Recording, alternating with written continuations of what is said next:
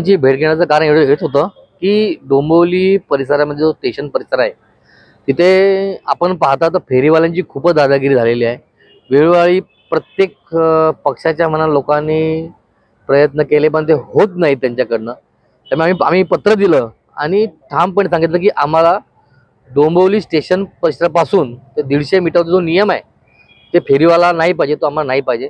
एकही फेरीवाला ते दिसला नाही पाहिजे असं पत्र दिलं आणि आयुक्त साहेबांनी सांगितलं की आम्ही ते कारवाई करणार आणि ज्याच्या व जो तिथे धंदा करेल किंवा दादागिरी करेल असे कितीतरी प्रकार घडलेले आहेत की फेरीवाल्यांनी कर्मचाऱ्यांवर मारलेलं आहे, म्हणजे महानगरपालिकेच्या कर्मचाऱ्यांवर मारलेलं आहे। असे किती प्रकार घडलेले आहेत। तसंच व्यापारी लोकांना सुद्धा त्यांनी मारलेलं आहे आमच्या।